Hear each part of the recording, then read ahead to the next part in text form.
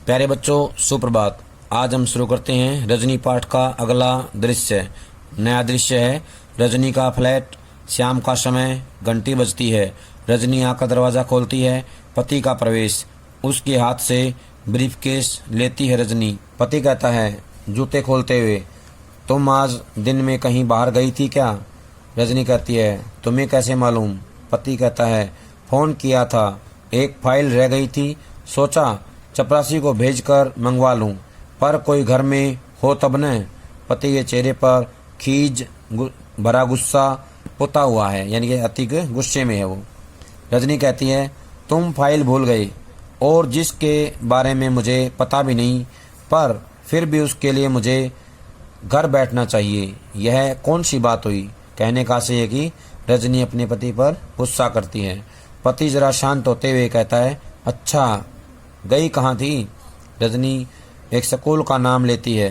पति कहता है स्कूल का नाम दोहराते हुए, तुम क्या करने गई थी वहाँ? रजनी गदगद भाव से, पहले चाय ले आऊँ फिर बताती हूँ। कैमरा रजनी के साथ किचन में गुनगुनाते हुए। रजनी खाने का भी कुछ बना रही है। लगता है जो कुछ करके आई है उससे बहुत प्रसन्न है। दृश्य फिर बाहर के कमरे में। नाश्ते की प्लेट काफ़ी खाली हो चुकी है, जिससे लगे कि रजनी सारी बात बता चुकी है। रजनी कहती है बोलती बंद कर दी हेडमास्टर साहब की, जवाब देते नहीं बना तो चिल्लाने लगे, पर मैं क्या छोड़ने वाली हूँ इस बात को। पति कहता है अच्छा, मास्टर लोग ट्यूशन करते हैं या धंधा करते हैं, पर तुम्हें अभी बैठे बिठाए इससे क्या परेशानी हो गई? तुम्हारा बेटा तो अभी पढ़ने नहीं जा रहा है न? रजनी कहती है एकदम भड़कते हुए, यानी कि मेरा बेटा जाए तभी आवाज़ उठानी चाहिए, अमित के लिए नहीं उठानी चाहिए, और जो इतने इतने बच्चे इसका शिकार हो रहे हैं उनके लिए नहीं उठानी चाहिए, सब कुछ जानने के बाद भी नहीं उठानी चाहिए। कहने का आशय है कि रजनी इस व्यवस्था के खिलाफ आवाज़ उठाना चाहती है, लेकिन उसके पति नहीं चाहते। पति कहता है ठेका लिया है तुमने सारी दुनिया का, देखो तुम मुझे। रजनी कहती है देखो तुम मुझे फिर गुस्सा दिला रहे हो रवि। गलती करने वाला तो है ही गुनहगार, पर उसे बर्दाश्त करने वाला भी कम गुनहगार नहीं है। जैसे लीला बहन और कांति भाई।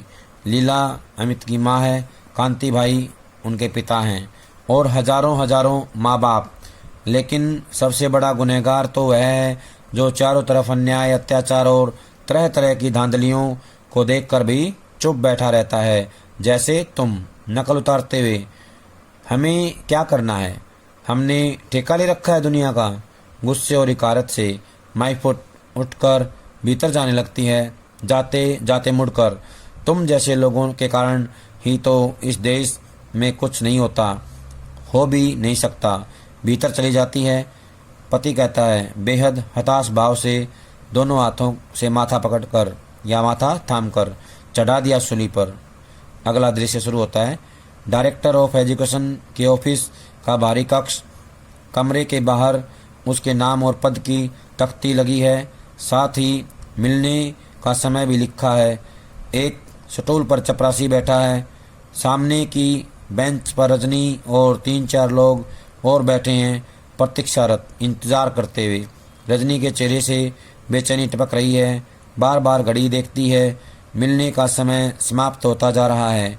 रजनी कहती है चपरासी से कितनी देर और बैठना होगा? चपरासी कहता है हम क्या बोलेगा, जब साहब घंटी मारेगा बुलाएगा तभी तो ले जाएगा, बहुत बिजी रहता है ना साहब। रजनी कहती है अपने में ही गुनगुनाते हुए, यह तो लोगों से मिलने का समय है, न जाने किस में बिजी बनकर बैठ जाते हैं। चपरासी दूसरी तरफ देखने लगता है। कैमरा ऑफिस के अंदर चला जाता है। साहब मेज पर पेपरवेट घुमा रहा है, फिर घड़ी देखता है, फिर घुमाने लगता है। बाहर एक आदमी आता है, अपने नाम की स्लिप के नीचे 5 रुपए का नोट रख कर देता है और चपरासी का कंधा थपथपाता है। चपरासी हंसकर भीतर जाता है, लौटकर उस आदमी को तुरंत अपने साथ ले जाता है। रजनी के चेहरे पर तनाव, घूर कर चपरासी को देखती है। थोड़ी देर में आदमी बाहर निकलता है। रजनी उठकर दंदनाती हुई भीतर जाने लगती है। चपरासी कहता है अरे अरे, किधर को जाता, अभी घंटी बजा क्या? रजनी कहती है घंटी तो मिलने का समय खत्म होने तक बजेगी भी नहीं। दरवाज़ा धकेल कर भीतर चली जाती है। चपरासी कहता है, अरे कैसी औरत है, सुनतीच नहीं। वहाँ बैठे 2-3 लोग हंसने लगते हैं। दृश्य कमरे के भीतर। निदेशक कुर्सी की पीठ से टिक कर सिगरेट पी रहा है। रजनी को देखकर आश्चर्य से, निदेशक, आपको स्लिप भेजकर भीतर आना चाहिए न। रजनी कहती है मुस्कुराते हुए, स्लिप तो घंटे भर से आपके चपरासी की जेब में पड़ी है और शायद 2-4 दिन चक्कर लगवाने तक पड़ी ही रहेगी। निदेशक, क्या कह रही हैं आप? रजनी, तो क्या यह सीधी साफ सी बात भी मुझे ही समझानी होगी आपको? खैर अभी छोड़िए इस बात को, इस समय मैं आपके पास किसी दूसरे ही काम से आई हूँ। निदेशक के चेहरे पर रजनी को लेकर एक आश्चर्य मिश्रित कुतूहल का भाव उभरता है। कुतूहल होता है बेचैनी, हैरानी से मिला जुला जो है कुतूहल यानी कि बेचैनी का भाव आ जाता है। निदेशक, कहिए। रजनी कहती है थोड़ा सोचते हुए, देखिए मैं स्कूलों, विशेषकर प्राइवेट स्कूलों और बोर्ड के आपसी रिलेशंस के बारे में कुछ जानकारी इकट्ठा कर रही हूँ। रिलेशन होता है संबंध। निदेशक कहता है, कोई रिसर्च प्रोजेक्ट है क्या? Very interesting subject. वो कहता है कि कोई विशेष शोध का कार्य कर रही हो, ये तो बहुत ही जो है रुचिकर होगा, रुचिकर विषय है। रजनी कहती है, बस कुछ ऐसा ही समझ लीजिए। निदेशक कहता है, कहिए आप क्या जानना चाहती हैं, अर्थात क्या जानकारी प्राप्त करना चाहती हैं? रजनी कहती है, जिन प्राइवेट स्कूलों को आप रिकॉग्नाइज कर लेते हैं यानी कि मान्यता देते हैं, उन्हें बोर्ड शायद 90% सहायता देता है, ग्रांट देता है। निदेशक कहता है गर्व के साथ, जी हाँ देता है। बोर्ड का काम ही है कि शिक्षा के प्रचार प्रसार में जितना भी हो सके सहयोग करें। It's our duty madam. वो कहता है कि यह हमारी ड्यूटी है, कर्तव्य है। रजनी कहती है, जब इतनी बड़ी एड यानी कि सहायता देते हैं तो आपका कोई कंट्रोल भी रहता होगा स्कूलों पर। निदेशक कहता है, ऑफ कोर्स, बोर्ड के बहुत से ऐसे नियम हैं जो स्कूलों को मानने होते हैं। स्कूल मानते हैं, सिलेबस बोर्ड बनाता है, फाइनल ईयर के एग्ज़ाम्स बोर्ड कंडक्ट करता है, यानी कि बहुत सारी बातें ऐसी होती हैं जो स्कूलों को माननी होती हैं। रजनी कहती है निदेशक के चेहरे पर नजरें गड़ाकर, स्कूलों में आजकल प्राइवेट ट्यूशन्स का जो सिलसिला चला हुआ है, ट्यूशन क्या बच्चों को लूटने का जो धंधा चला हुआ है, उसके बारे में आपका बोर्ड क्या करता है? निदेशक कहता है बड़े सहज भाव से, इसमें धंधे की क्या बात है? जब किसी का बच्चा कमज़ोर होता है तभी उसके माँ बाप ट्यूशन लगवाते हैं। अगर लगे कि कोई टीचर लूट रहा है तो उस टीचर से न ले ट्यूशन, किसी और के पास चले जाएं, यह कोई मजबूरी तो है नहीं। रजनी कहती है बच्चा कमज़ोर नहीं, होशियार है, बहुत होशियार। उसके बावजूद उसका टीचर लगातार उसे कोंचता रहता है, यानी कि उसे कहता रहता है कि वह ट्यूशन ले वरना पछताएगा। लेकिन बच्चे के माँ बाप को ज़रूरी नहीं लगता और वे नहीं लगवाते। जानते हैं क्या हुआ? मैथ्स का पूरा पेपर ठीक करने के बावजूद उसे कुल 72 नंबर मिलते हैं। जानते हैं क्यों? क्योंकि उसने टीचर के बार बार कहने पर भी ट्यूशन नहीं ली। निदेशक कहता है वेरी सैड, यानी बहुत ही दुखदाई। हेडमास्टर को एक्शन लेना चाहिए ऐसे टीचर के खिलाफ। रजनी कहती है क्या खूब, आप कहते हैं कि हेडमास्टर को एक्शन लेना चाहिए। हेडमास्टर कहते हैं मैं कुछ नहीं कर सकता, तब करेगा कौन? मैं पूछती हूँ कि ट्यूशन के नाम पर चलने वाले इस घिनौने रैकेट को तोड़ने के लिए दखलंदाजी नहीं करनी चाहिए आपको। आपके बोर्ड को चेहरा तमतमा जाता है। निदेशक कहता है लेकिन हमारे पास तो आज तक किसी पेरेंट्स से इस तरह की कोई शिकायत नहीं आई। रजनी कहते हैं यानी कि शिकायत आने पर ही आप इस बारे में कुछ सोच सकते हैं। वैसे शिक्षा के नाम पर दिन दहाड़े चलने वाली इस दुकानदारी की आपके बोर्ड ऑफ एजुकेशन को कोई जानकारी ही नहीं है। ये बात व्यंग्य के साथ कहती है, कोई चिंता ही नहीं है। निदेशक कहता है कैसी बात करती हैं आप? कितने इम्पोर्टेंट मैटर्स होते हैं हमारे पास रहते हैं, हम लोगों के पास बहुत सारी महत्वपूर्ण बातें होती हैं, कार्य होते हैं, प्रोजेक्ट होते हैं। अभी पिछले 6 महीने से तो नई शिक्षा प्रणाली को लेकर ही कितने सेमिनार्स ऑर्गेनाइज किए हैं हमने, यानी कि सेमिनार किए हमने। रजनी कहती है व्यंग्य से, ओह इम्पोर्टेंट मैटर्स, नई शिक्षा प्रणाली। अरे पहले इस शिक्षा प्रणाली के छेदों को तो रोकिए, वरना बच्चों के भविष्य के साथ साथ आपकी नई शिक्षा प्रणाली भी छन कर गड्ढे में चली जाएगी। निदेशक थोड़े गुस्से के साथ, आप ही पहली महिला हैं और हो सकता है कि आखिरी भी हों जो इस तरह की शिकायत लेकर आई हैं। रजनी कहती है, ठीक है तो फिर आपके पास शिकायत का ढेर ही लगवा कर रहूँगी। झटके से उठकर बाहर चली जाती हैं। निदेशक देखता रहता है, फिर कंधे उचका देता है। अब मोन्टाज में कुछ दृश्य दिखाए जाएं। रजनी फ़ोन कर रही है, मेज़ पर कुछ पत्र रखे हैं और रजनी एक रजिस्टर में उनके नाम पते उतार रही है। साथ में 1-2 महिलाएं और भी हैं। फिर एक के बाद एक 3-4 घरों में माँ बाप से मिल रही हैं, उन्हें समझा रही हैं। साथ में लीलाबेन और 3-4 महिलाएं और भी हैं। अगला दृश्य, किसी अखबार का दफ्तर, कमरे में संपादक बैठे हैं, साथ में 3-4 स्त्रियों के साथ रजनी बैठी हैं। संपादक कहता है, आपने तो इसे बाकायदा एक आंदोलन का रूप ही दे दिया, बहुत अच्छा किया। इसके बिना यहाँ चीज़ें बदलती भी तो नहीं हैं।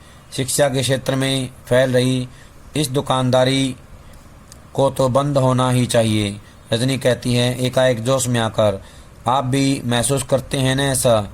तो फिर साथ दीजिए हमारा। अखबार यदि किसी इश्यू यानी कि मामले को उठा ले और लगातार उस पर चोट करता रहे तो फिर वह थोड़े से लोगों की बात नहीं रह जाती, सब की बन जाती है। आंख मूंद कर नहीं रह सकता फिर कोई उससे, यानी कि कोई भी विषय, कोई भी बात अगर उठाई जाती है पूरे जोश के साथ, पूरे प्रभाव के साथ, तो कोई भी उससे आंखें नहीं मूंद सकता है, सभी उसके पक्ष में आ जाते हैं। आप सोचिए ज़रा, अगर इसके खिलाफ कोई नियम बनता है तो आवेश के मारे जैसे बोला नहीं जा रहा है, कितने पेरेंट्स को राहत मिलेगी, कितने बच्चों का भविष्य सुधर जाएगा, उन्हें अपनी मेहनत का फल मिलेगा। माँ बाप के पैसे का नहीं, शिक्षा के नाम पर बचपन से ही उनके दिमाग में यह तो नहीं भरेगा कि पैसा ही सब कुछ है। वे संपादक हंसकर, बस मैं समझ गया आपकी सारी तकलीफ, आपका सारा गुस्सा। रजनी कहती है, तो फिर दीजिए हमारा साथ, उठाइए इस इश्यू को, यानी इस मामले को लगातार लिखिए और धुआंधार लिखिए। संपादक कहता है, इसमें आप अखबार वालों को अपने साथ ही पाएंगी। अमित के उदाहरण से आपकी सारी बात मैंने नोट कर ली है। एक अच्छा सा राइटअप तैयार करके पीटीआई के द्वारा मैं एक साथ फ्लैश करवाता हूँ, यानी कि उसको आगे भेज दूंगा। रजनी कहती है गदगद होते हुए, एक काम और कीजिए, 25 तारीख को हम लोग पेरेंट्स की एक मीटिंग कर रहे हैं, राइटअप के साथ इसकी सूचना भी दे दीजिए तो सब लोगों तक खबर पहुंच जाएगी। व्यक्तिगत तौर पर तो हम मुश्किल से 100-125 लोगों से संपर्क कर पाए हैं, वह भी रात दिन भाग दौड़ करके। जरा सा रुक कर अधिक से अधिक लोगों के आने के आग्रह के साथ सूचना दीजिए, यानी कि 25 तारीख की जो इकट्ठा होने की मीटिंग की जो सूचना है वो भी अखबार में देने के लिए कह देती है। संपादक कहता है, दी। सब लोग हंस पड़ते हैं। रजनी कहती है, ये हुई न कुछ बात। अगला दृश्य, मीटिंग का स्थान, बाहर कपड़े का बैनर लगा हुआ है, बड़ी संख्या में लोग आ रहे हैं और भीतर जा रहे हैं। लोग खुश हैं, लोगों में जोश है, विरोध और विद्रोह का पूरा माहौल बना हुआ है। दृश्य कटकर अंदर जाता है, हॉल भरा हुआ है, एक और प्रेस वाले बैठे हैं, इसे बाकायदा फोकस करना है। एक महिला माइक पर से उतरकर नीचे आती है, हॉल में तालियों की गड़गड़ाहट। अब मंच पर से उठकर रजनी माइक पर आती है, पहली पंक्ति में रजनी के पति भी बैठे हैं। बहनों और भाइयों, इतनी बड़ी संख्या में आपकी उपस्थिति और जोश ही बता रहा है कि अब हमारी मंजिल दूर नहीं है। इन 2 महीनों में लोगों से मिलने पर इस समस्या के कई पहलू हमारे सामने आए। कुछ अभी आप लोगों ने भी यहाँ सुने। यह भी सामने आया कि बहुत से बच्चों के लिए ट्यूशन ज़रूरी भी है। माएँ इस लायक नहीं होती कि अपने बच्चों को पढ़ा सकें और पिता जरा रुक कर, जैसे वे घर के और किसी काम में जरा सी भी मदद नहीं करते, बच्चों को भी नहीं पढ़ाते। ठहाका कैमरा उसके पति पर भी जाए। तब कमज़ोर बच्चों के लिए ट्यूशन ज़रूरी भी हो जाती है। यानी कि पिता भी नहीं पढ़ाते हैं, कोई मदद नहीं करते हैं, माँ भी नहीं पढ़ाने के योग्य है, तो ऐसे में बच्चों को ट्यूशन लेनी पड़ती है। रुक कर बड़ा अच्छा लगा जब टीचर्स की ओर से भी एक प्रतिनिधि ने आकर बताया कि कई प्राइवेट स्कूलों में तो उन्हें इतनी कम तनख्वाह मिलती है कि ट्यूशन न करें तो उनका गुजारा ही न हो। कई जगह तो ऐसा भी है कि कम तनख्वाह देकर ज़्यादा पर दस्तखत करवाए जाते हैं। ऐसे टीचर्स से मेरा अनुरोध है कि वे संगठित होकर एक आंदोलन चलाएं और उस अन्याय का पर्दाफाश करें, यानी कि उसको सामने लाएं। हॉल में बैठा हुआ पति धीरे से फुसफुसाता है, लो अब एक और आंदोलन का मसला मिल गया। कैमरा फिर रजनी पर। इसलिए अब हम अपनी समस्या से जुड़े सारे सवालों या जुड़ी हुई सारी बातों को नज़र में रखते हुए ही बोर्ड के सामने यह प्रस्ताव रखेंगे कि वह ऐसा नियम बनाए, एक एक शब्द पर जोर देते हुए, कि कोई भी टीचर अपने ही स्कूल के छात्रों का ट्यूशन नहीं करेगा। रुककर ऐसी स्थिति में बच्चों के साथ जोर जबरदस्ती करने उनके नंबर काटने की गंदी हरकतें अपने आप बंद हो जाएंगी। साथ ही यह भी हो कि इस नियम को तोड़ने वाले टीचर्स के खिलाफ सख्त से सख्त कार्रवाई की जाएगी। अब आप लोग अपनी राय दीजिए। सारा हॉल अप्रूव्ड यानी कि मंजूर है की आवाज़ों और तालियों के गड़गड़ाहट से गूंज उठता है। अगला दृश्य, रजनी का फ्लैट। सवेरे का समय, कमरे में पति अखबार पढ़ रहा है। पहला पृष्ठ पलटते ही रजनी की तस्वीर दिखाई देती है। जल्दी जल्दी पढ़ता है, फिर एकदम चिल्लाता है। पति कहता है, अरे रजनी सुनो तो, बोर्ड ने तुम लोगों का प्रस्ताव ज्यों का त्यों स्वीकार कर लिया। रजनी कहती है, भीतर से दौड़ती हुई आती है, अखबार छीनकर जल्दी जल्दी पढ़ती है, चेहरे पर संतोष, प्रसन्नता और गर्व का भाव। रजनी कहती है, तो मान लिया गया हमारा प्रस्ताव, बिल्कुल जैसा का तैसा, और बन गया यह नियम। खुशी के मारे अखबार को ही छाती से चिपका लेती है। मैं तो कहती हूँ कि अगर डट कर मुकाबला किया जाए तो कौन सा ऐसा अन्याय है जिसकी धज्जियां न बिखेरी जा सकती हैं। कहने का आशय है कि अगर हम अन्याय के विरुद्ध आवाज़ उठाएंगे तो हमें एक न एक दिन जरूर सफलता मिलेगी।